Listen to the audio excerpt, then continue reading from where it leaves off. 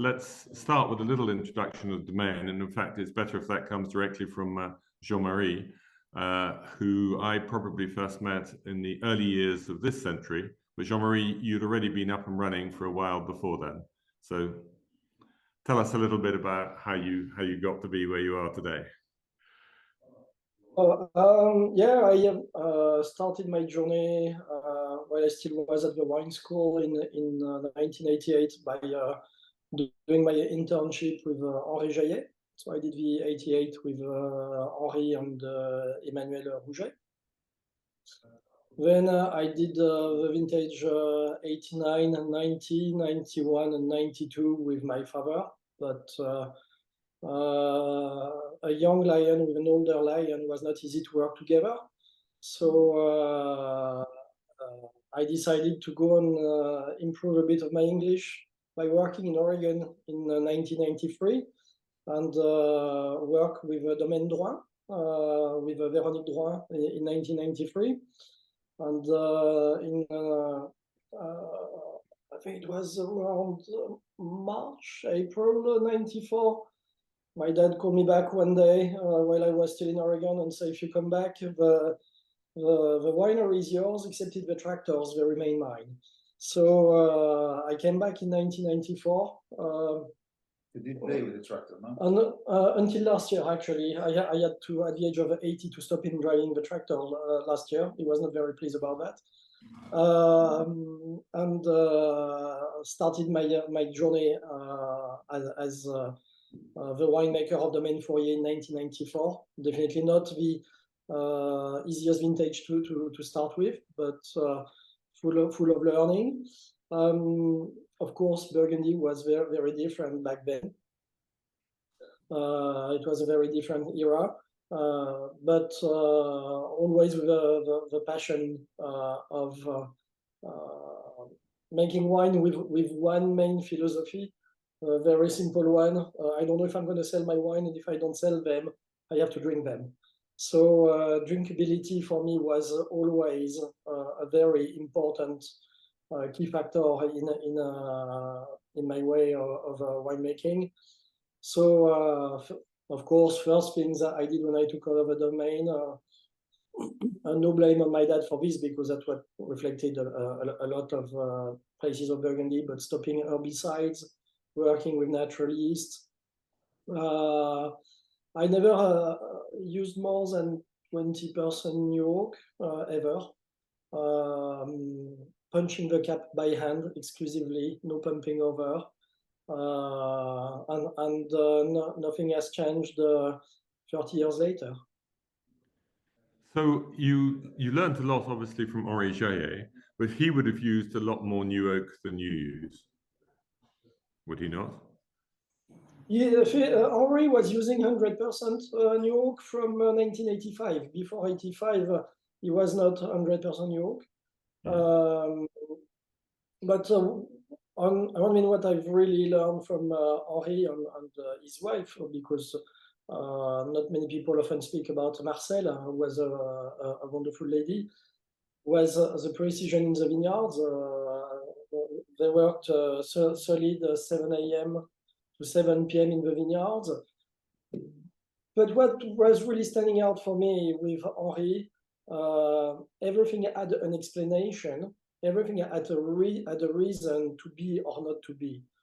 So whatever your choices are from vineyards to winemaking, and every actions or inactions from vineyards, how will it impact and result in the final result in the glass? And letting the terroir speaking the truth and not empowering the terroir. So I think that's definitely one of the things I've really learned from Henri, being the less interventionist in order to express the most the identity of each places. So it's actually one of the things which interests me, and I was just reading my notes, which are in the book, and I was going to ask you about the punching down, because I thought maybe that could have changed, because almost everybody else now tells me that they don't punch down. And I think that maybe they're missing something by not doing it. So do you think it's still a key?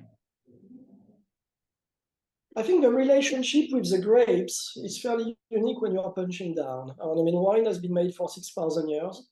Pump over became very popular mid-50s, early 60s, when you was able to afford to buy a pump in Burgundy. But the opposite of pump over, when you are punching the cap, you're working with all your senses awakened. You can feel the heat. You can feel how thick and hard is the cap with the yeast. You can stand it. Yes, at some stage of the fermentation, you can even stand on the tanks to realize how strong the life in the tanks is. But for me, I always loved punching the cap because I feel connected with each tank when I do it. Pumping over, I don't feel connected when the wine is being pumped.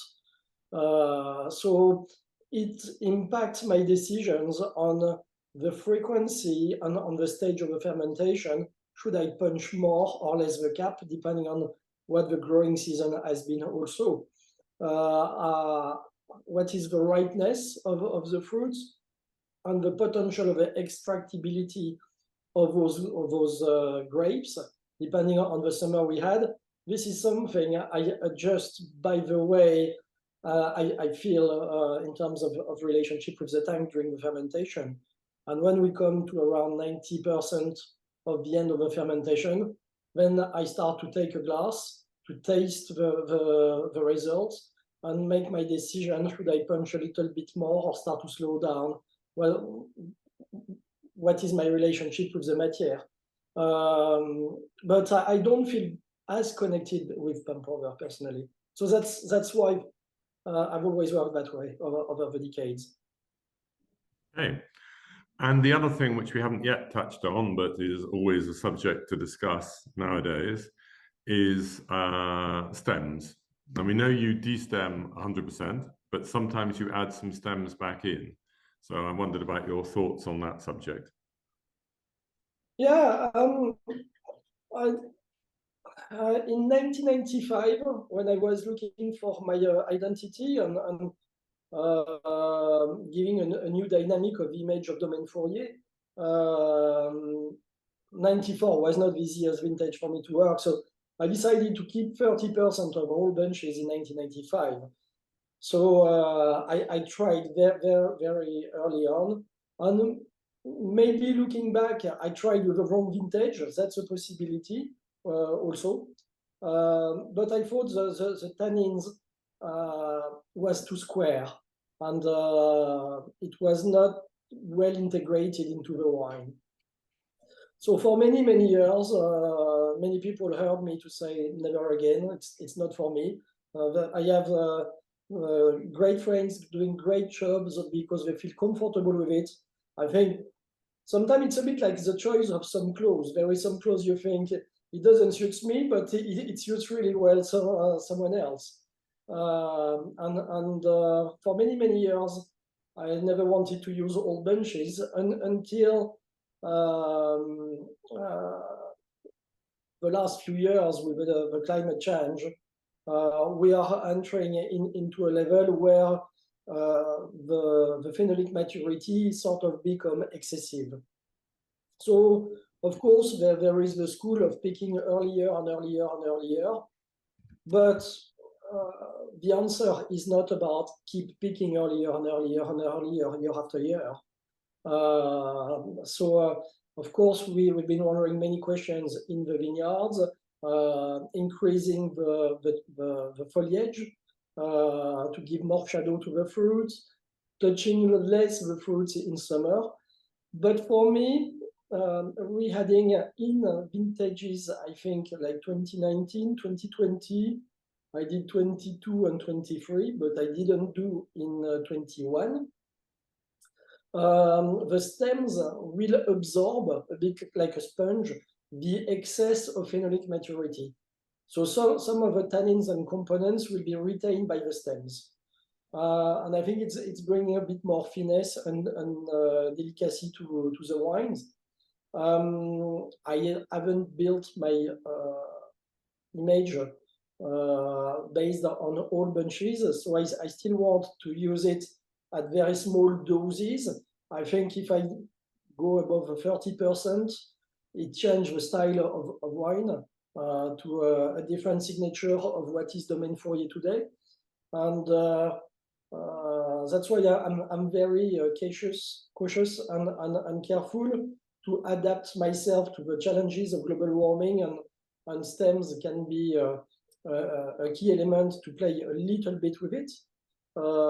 But a part of the reason why I don't want to move to too much stems or whole bunches is because I look at the most respected wineries of Burgundy. They are respected for their ability of being consistent over the decades, and not because they're changing the style of winemaking from decades after decades. So for me, I think Domaine Fourrier always have been considered, or for me, the purity, the complexity and balance. And I just keep readjusting myself in what is the climate today, but without changing the DNA of Domaine Fourrier.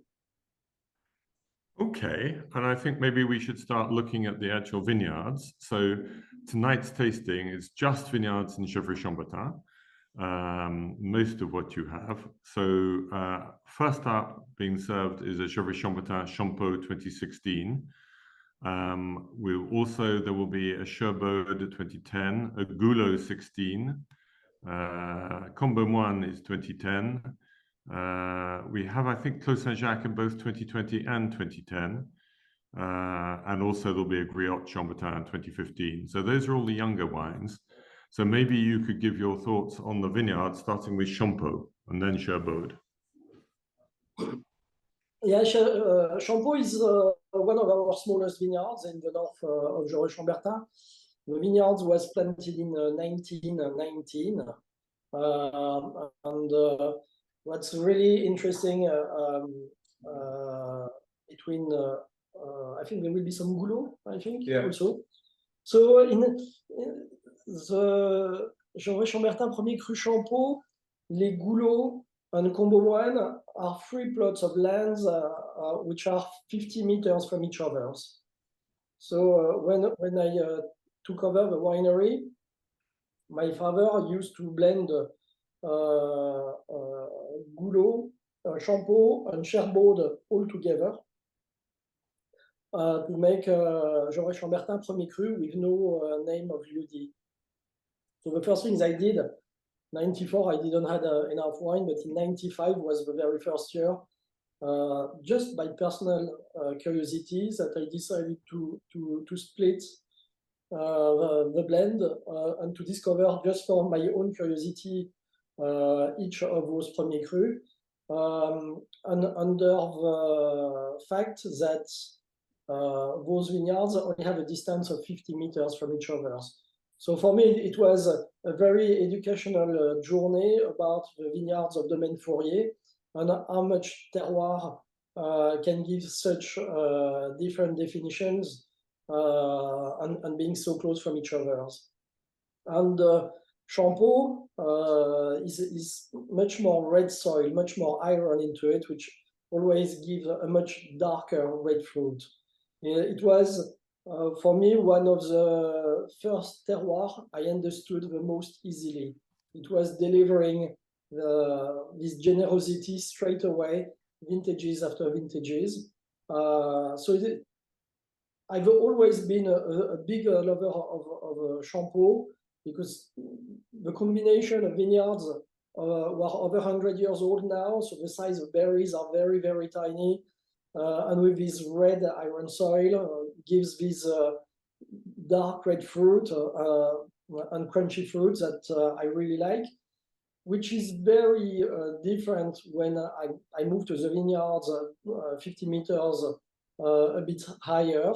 And in terms of the elevation, we speak about 30 meters difference, which is les Goulots, because Champeaux is a Premier Cru that several well-known wineries of Gevrey are mastering really well. While les Goulots, we are not many domains producing it. We're only 3 domains. And it's one of the northern and highest elevations of Burgundy. Les Goulots has more or less the same stories than Cros Parentout of Henri.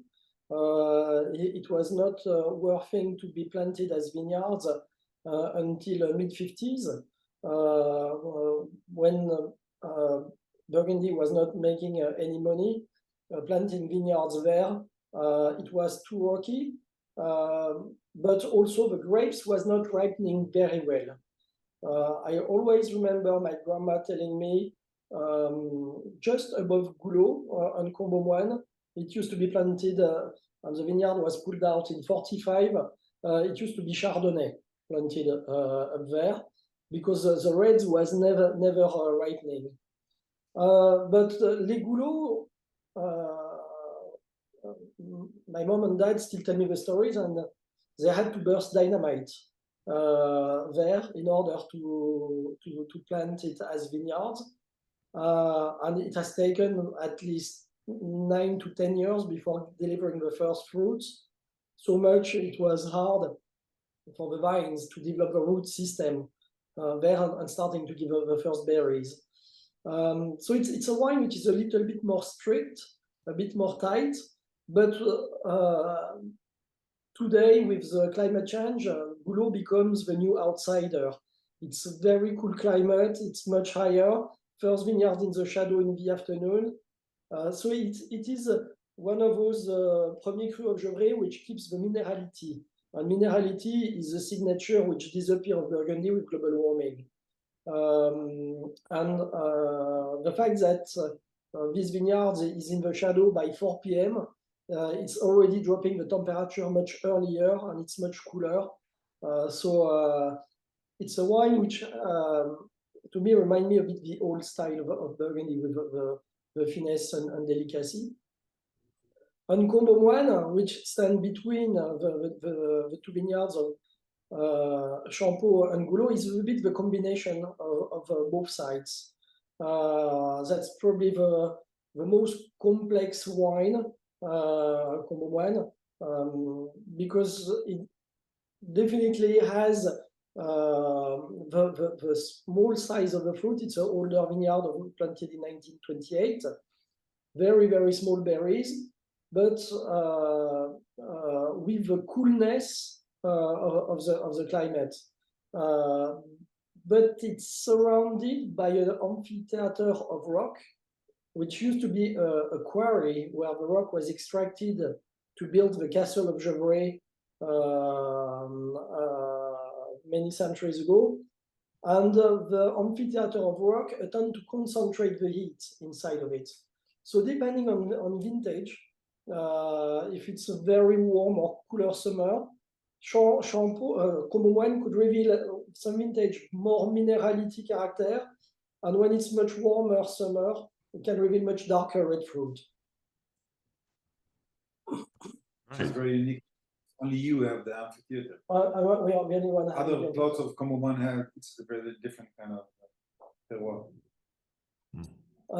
And then if we move a bit more to the famous Clos Saint-Jacques, Clos Saint-Jacques for us was with the great uncle of my dad who loved hunting, and he was a very close friend with Armand Rousseau. They used to enjoy hunting together on top of the slope of Gevrey. And when the Clos Saint-Jacques came on the market for sale on the auction, the 2 friends walked together to the vineyards the day of the auction, and the day of the auction was split in a way that it was how many rows do you want to buy, and 1 row of the Clos Saint-Jacques is 400 meters long, and as our local scale is the Ouvray, it's 428 square meters. At the price of the land back then, nobody was fighting for 28 square meters. So that's what has made Clos Saint-Jacques being so unique in its division between the 5 producers. That everybody have rows going from the step of the hill all the way to the top. But we are more on the southern bounds with Domaine Rousseau. And just below the lane of the small chapel, this is the youngest part of the Clos Saint-Jacques, planted in 1955. And why has it been planted in the 1955? Well, it's been planted by the Rousseau family and us. But before 1955, it was not vineyards, it was grass for the rabbits. And why it was grass for rabbits? Because the climate before 1955, it was guaranteed that these low parts of Clos Saint-Jacques would catch frost nearly every year, every spring. So it was not worth it to plant it as vineyards. So that's a bit a part of the story of Clos Saint-Jacques. What's fairly unique is as you walk up Clos Saint-Jacques, it's a mix of 4 different types of subsoils. It's like a millefeuille of different type of complexity of fruits. And that's what makes it so unique compared to different places. It's this division which has accidentally given the same equal chance for every producers to come across the balance and the mix of those 4 different types of subsoils. This is brilliant stuff, Jean-Marie. It's absolutely fascinating and exactly what we want to hear, really, to get a feel for it. There'll still also be the Griotte Chambertin to talk about. Unfortunately, I have a time problem because I'm halfway back between Porto and Burgundy and just stopped off in Bordeaux en route, but we have to continue on our way. I'll ask somebody maybe from the room if can communicate back to you, just so you can have a little backwards and forwards about how the wines are showing today, and if they have any questions about any of the wines. And then, if I may, I'm going to need to leave you, and if you could continue on with the team in Hong Kong, that would be great. No problem. Okay. So do you want just to say a little bit about the Griotte, and then I'll finish the Clos Saint-Jacques, the Griotte, and then maybe somebody from the room can open up with any questions or views on the wine. But with great regret, I'm afraid I have to leave you, but thank you all for being there, and a special thanks to you, Jean-Marie. So, no problem. Thanks, Jasper. Merci bien. Bye-bye. Yes, so briefly for Griotte, what many people do not realize, Griotte Chambertin is the 3rd smallest Grand Cru of all Burgundy. After La Romanée Conti, Griotte is only 2.6 hectares. And the origin of the name of Griotte is coming from chalk. And several places of Burgundy are referred to chalky soil, like Les Cras in Champeaux from Christophe Roumier, or Criot Bâtard Morachet. Criot is the same origin of name. And Griotte, it's also a type of subsoil which is much more chalky.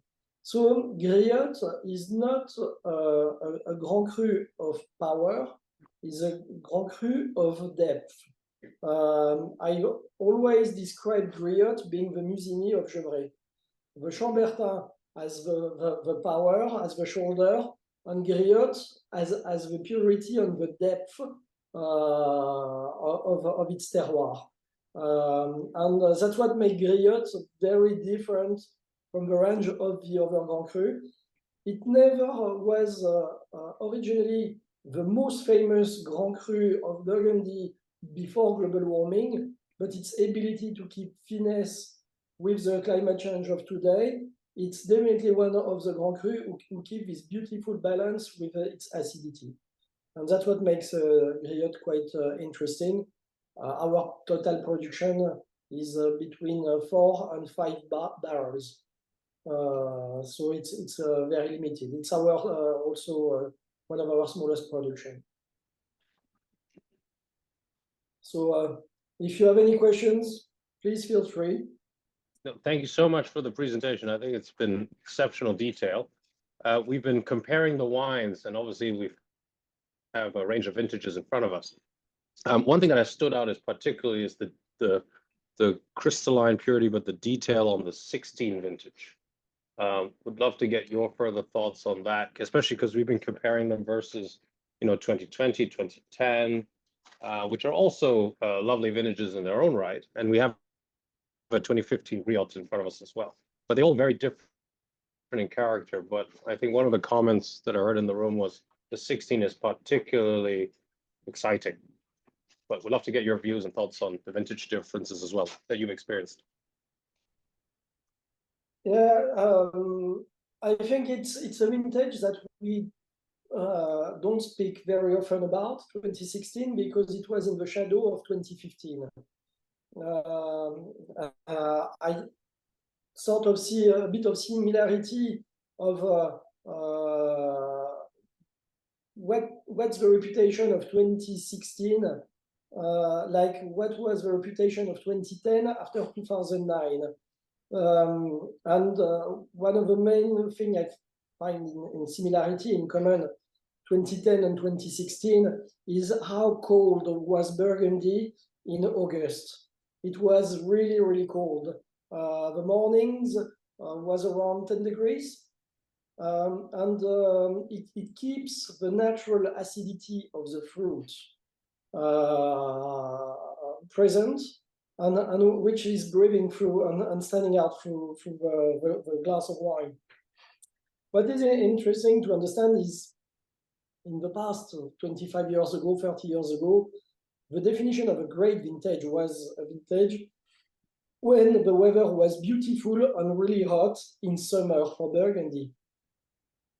But every plant on earth, excepted the cactus, stop the photosynthesis above 32 degrees Celsius. So each time the vines are exposed above 32 degrees Celsius, the vines will start consuming the natural acidity of the fruits. And it depends if we speak about in summer, as the exposure above 32 degrees Celsius being between 2 p.m. to 4 p.m., or has it been from 12 p.m. to 5 p.m., the more the vines are exposed above 32 degrees, and the more we lose natural acidity, and the more we will lose the freshness of the vintage. And 2016 and 2010 basically was vintages that we never went above 32 degrees Celsius. So the vines never had to consume or burst the natural acidity retained in the fruits, which is standing out in the glass through the freshness.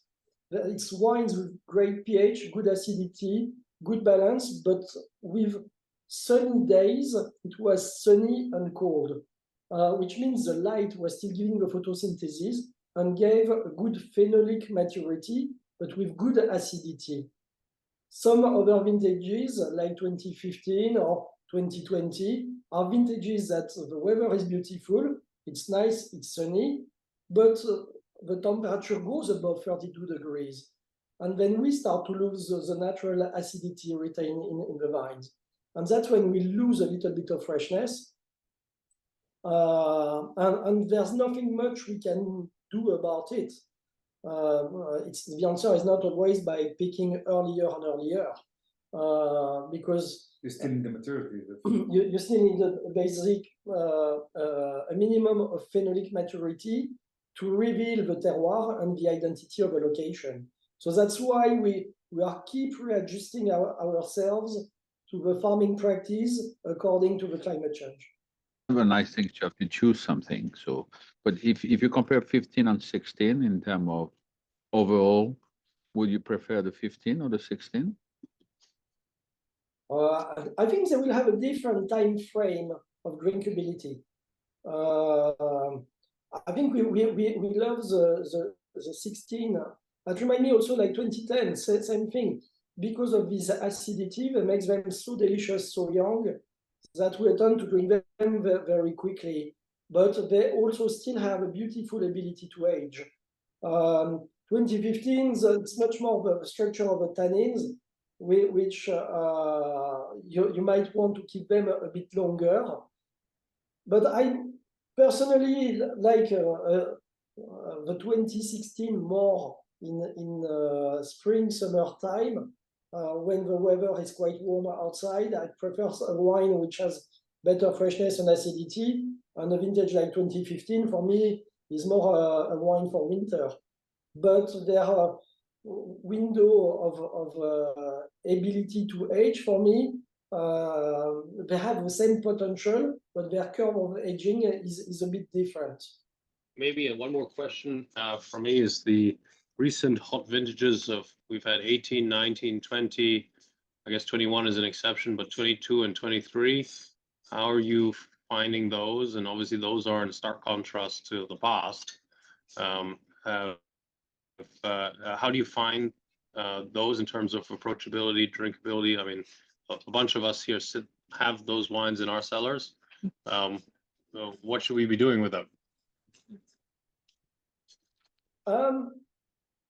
I think it's important to realize that many people are wondering lots of questions in Burgundy today to preserve the freshness. For us, it's really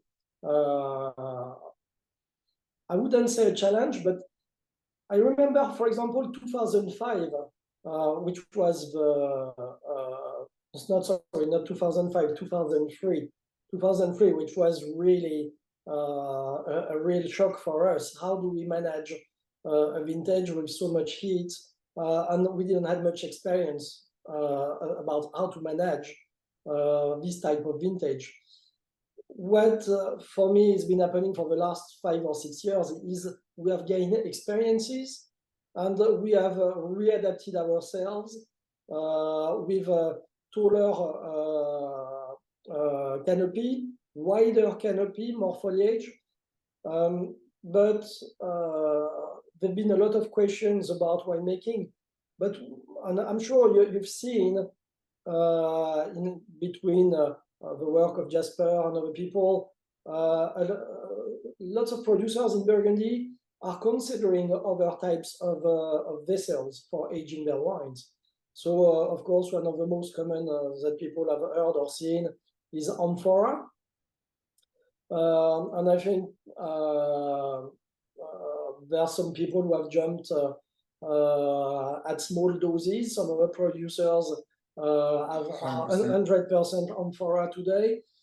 I think there's lots of questions being considered at the moment, and the answer is not just being extremist in one component or another. Today at the Domaine, I've been experimenting amphora, and I do have also a few stainless steel barrels, which have the size of the casks, because I can drive some élevage with 0 sulfite, despite the fact that the ripeness we get today, the level of acidity being not so good, we are more open to bacterial attack. So there can be more problem of Brettanomyces, for example. And when we speak global warming, it's not just about vineyards. You just need to imagine that the speed of growth of trees is much faster. So the oak for barrels is also a quality which is declining very fast. And aging in new oak in the window of the next 20 years becomes more and more risky, because there's much more breathing exchange with a new barrel, which will only bring you to one answer, is adding more sulfite into the wines. So I think still today, everybody is adjusting to his level. And for me, a play of maybe 10 or 20% of the final blending in alternative type of vessels than oak, I still give a priority to barrels. But due to the variation of yields from one year to another, and I do not want to have one vintage, for example, 22 after 21, I don't want to have one vintage more oaky than another one. And that was a problem of logistic of barrels. So being able to have alternative type of vessels, like a bit of amphora or a bit of stainless steel barrels, is something I can store empty 1 year or 2 years and reuse it when I need it. You know, mathematically speaking, I'm not going to enter about talking about prices of Burgundy, but I definitely think that everything has gone far too high. But a new barrel today is not in France is 900 euros plus tax. So if you divide by 300 bottles, somebody would use 100% oak. It's 30 euros per bottles, just to add oak flavor into the wine. So, but above all of this, for me, terroir is the land, is the soil, and how can we express the integrity of a soil definition through a grape variety into a glass without modifying this expression down the road by a different source of contamination. And for me, for Domaine Fourrier, I keep also my same principles is balancing the use of sulfites. I am sensitive to headaches.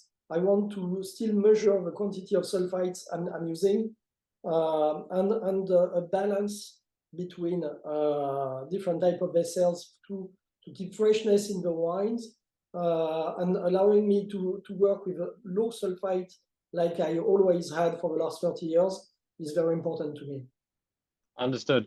Maybe we can leave you with one last question that we ask all producers that join this is, and I like it, the fact that David is sitting right next to you, so he can already work on the financing for you. If there's one vineyard that you could own, anyone in Burgundy, which would it be? Oh yeah, well, I think the ultimate dream is Musigny for me. Yeah. Musigny. Musigny. That is surprisingly and increasingly common answer that we get from a lot of producers. But we have faith in David's ability to help you source that. So thank you so much, Jean-Marie, for all the insights today. This was fantastic. It helps us a lot to appreciate the wines. We're also very excited to try some of the 78s and 79s that we've got to come. I know they're made from not yourself, but your prior generation. So we're very excited to try those as well. No, but thank you again for your so much. But wishing you all a great evening and thank you very much for your support. Thank you, Jean-Marie. Thank you. Thank you. Thank you. See you. Bye-bye.